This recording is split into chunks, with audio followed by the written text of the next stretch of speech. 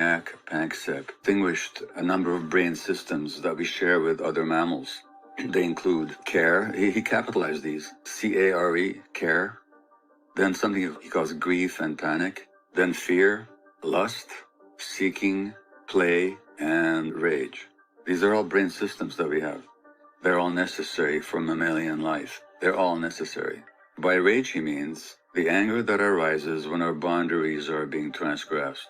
If I were to infringe on your boundaries, either physically or emotionally, the healthy response for you is to mount an anger response. No, get out. Stay away. That's healthy. Healthy anger is in the moment. It protects your boundaries, and then it's gone. It's not necessary anymore. You can observe this in horses, for example. They show this very clearly through their body language. And once the boundary has been established between the two horses, they go back to being best friends. No residue of anger. Just showing, hey, don't come closer. That's it. No hard feelings. Horses display a myriad of behaviors when dealing with conspecifics. To establish this hierarchy, horses may demonstrate mild forms of aggression as a means of subtle communication and ritualized displays. These include ears pinned back, strike threats, bite threats, and kick threats. More severe forms of aggression are characterized when animal-animal contact is made. These behaviors are seen more frequently in unstable social groups. These include strikes, charging, and kicking. In humans, this is a little bit more complicated because we have culture, social norms, ethical values, traditional customs, belief systems, political systems, and then there is individual upbringing, trauma, and ego. If I were to become abusive towards you right now in any way whatsoever, you'd have fear there for sure. You'd also have a whole dose of healthy anger. That would say, stop it, get out of my space, get out of my face. You know what? I could laugh. I was in my studio with a comedian who's well known. He started touching me inappropriately, and rather than say, stop, say no, say, leave me alone, I laughed. I was just laughing uncomfortably because I didn't want to escalate the situation, maybe. I didn't react in a way that I would have reacted had I seen him doing that. Somebody else? Yes. Well, how you acted in childhood, you disconnect from your healthy anger. Because what would have happened to you if you'd been angry as a kid? It wouldn't have been good. What would have happened? It probably would have made my situation worse. Exactly. Yeah. So that disconnection was actually your organism's way of supporting you. That disconnection was your organism's way of helping you survive. It's actually self-protection in that situation. The trouble is that once we react that way, it gets wired in and becomes our default mode. So that even decades later, when you're completely powerful and you have every right and every capacity to say, stop it, you know, or worse, you don't. You have it give a nervous laugh instead, you know, because to survive you had to freeze your anger, and so therefore when you need it, it's not available for you, and that's what that disconnection is all about. So initially that disconnect is protective. Later on, that disconnect, of course, just makes you vulnerable, or makes you. You know what? The predator, they always know. Yeah. They always know. They always know whose defense mechanisms have been disabled. Otherwise, you just would have punched the guy in the face, is what you would have done. Or you yelled at him, or you would have done something. You told him to get the hell out of your studio. And not only would you have done it, you would have filmed it and put it online. I still have stuff I could put online from it. So because of your traumatic upbringing, when you as a kid were punished for showing anger or trying to say no. You are programmed. So later in life, you will have difficulties drawing boundaries and saying no, because in the past it was punished, not respected. It had consequences. It made things worse. So saying no, which would be healthy, might actually trigger anxiety in you. So you prefer to be too nice and say yes all the time.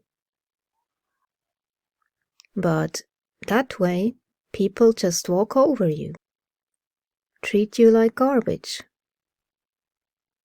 And there is a very good story about a snake and an Indian village. So the snake was hated by the villagers because it bit people, as was its nature to defend itself. So in order to be liked, the snake stopped biting and didn't do anything.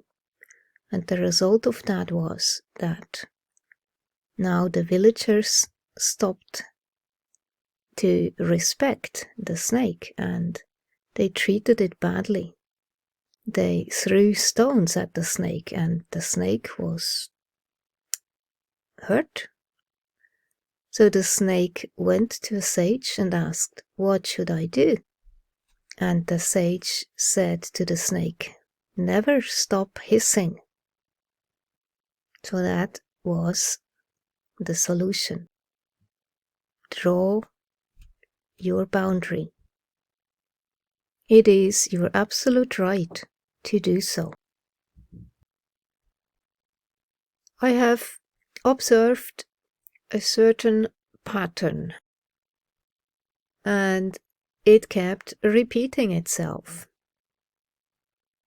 I didn't know what it was, but it had the same vibe coming my way, and it felt icky.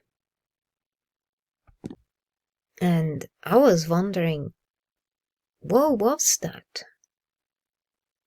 And usually when there is such a word out there, everybody's using it, I'm like, not really taking it seriously. But, well, I still looked it up because it kept repeating itself. Mansplaining. I really never knew what that exactly was, but I saw the pattern. So, what it means. It's a noun explaining something in a condescending or self-righteous manner, especially a man to a woman. Mansplaining is a pejorative term meaning to comment on or explain something to a woman in a condescending, overconfident, and often inaccurate or oversimplified manner. Author Rebecca Solnit ascribed the phenomenon to a combination of overconfidence and cluelessness. Lily Rossman of The Atlantic defined it as explaining without regard to the fact that the explainee knows more than the explainer. Yeah, so you feel like an idiot. And it's truly not a nice feeling. Because that mansplainer completely missed the point. Completely. So here I have to draw the line and say, hey, back off. Because just the other day, when this male starts to defend this other male, whom he doesn't know and has no clue about what went down, because I didn't mention it.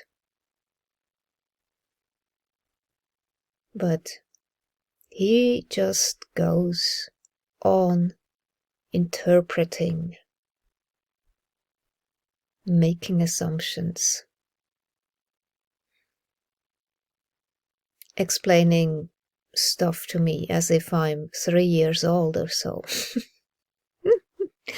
Ah, it's hilarious.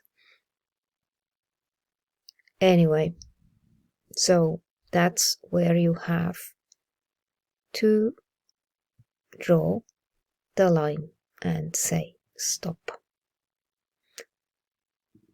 This is none of your business.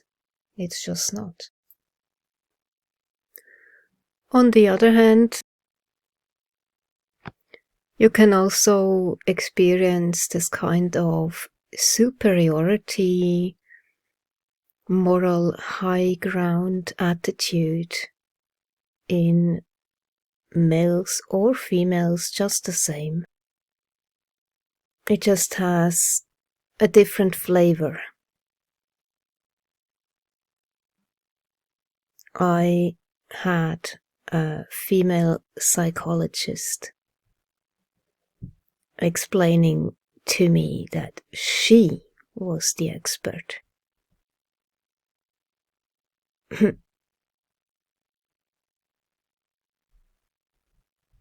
Yeah. So when people think they are so educated, but actually don't have the experience, live in it day in, day out, how can they be the expert on something they have no real experience in it? They observe it from the outside and then they see the different expressions maybe, but they don't know how it feels on the inside. Yeah, so then you get this weird way of being invalidated in your own experience, even gaslit, undermined, devalued. Yeah, so obviously you are not treated as equal, but as less than, and that feels just as icky. I am the first to acknowledge that I don't know everything and that there is so much I don't know. Yeah, but whenever I don't know something, I can look it up. There is the internet. It takes you a few seconds. Type in the word. But if I have the lived experience, then this is my individual expertise, how it feels to me in my body. And nobody is explaining myself to me. I know way better.